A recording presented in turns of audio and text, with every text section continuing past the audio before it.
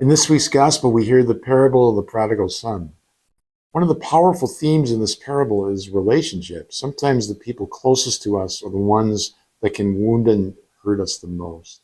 But by imitating the forgiveness, the patience, the compassion of the Father in the parable of the prodigal son, we see there how God uses us to restore others to relationship with himself. The prodigal son goes off thinking there's a better life out there somewhere away from the Father, outside of his house.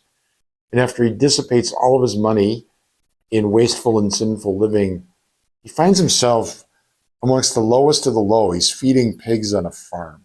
And it's then that he comes to his senses.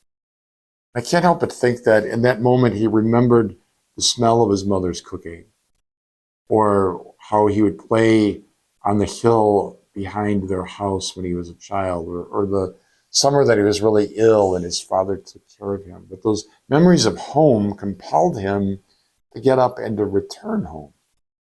And so too, God has instilled in our hearts these instinctual desires for home, for heaven, for a relationship with him.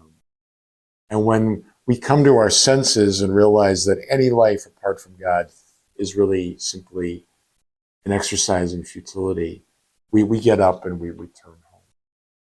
I love the passage in the parable where it says, while the son was still far off, the father caught sight of him and ran to him and embraced him and kissed him. To me, that implies that every day the father must have climbed to the brow of the highest hill on his farm and scanned the horizon, hoping that perhaps this was the day his son would return. Imagine his joy when he sees this distant figure, this dot on the horizon, slowly emerging to be his lost son, and how he welcomes him with joy and receives him into the fullness of life, throws a feast for him.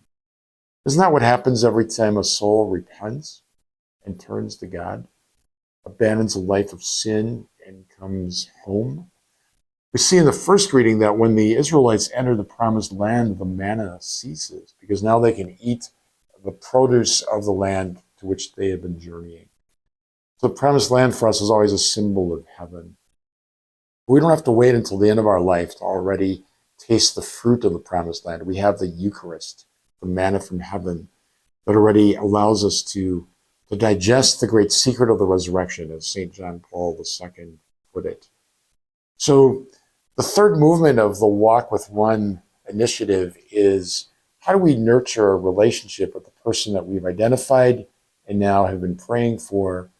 Maybe not to begin by inviting them to Mass or giving them some kind of moral instruction, but just sincerely loving them, pursuing a deeper knowledge of them, building a stronger friendship with them, genuinely caring about them simply as they are in this moment. And that unconditional regard is going to give that other person the freedom, the space to respond to that invitation of faith.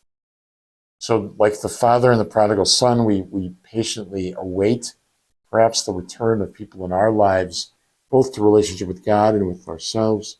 But we're always there in this stance of compassion, of openness, of prayer, and of love. So when you think of the prodigal son, I think we put ourselves into all the positions of the principal players. We're like the compassionate father when we love and forgive. Sometimes we're the prodigal son, the one who has sinned and needs to return home. Sometimes we can play the part of a self-righteous older brother who does the dutiful and right thing, but whose heart is far from the Lord.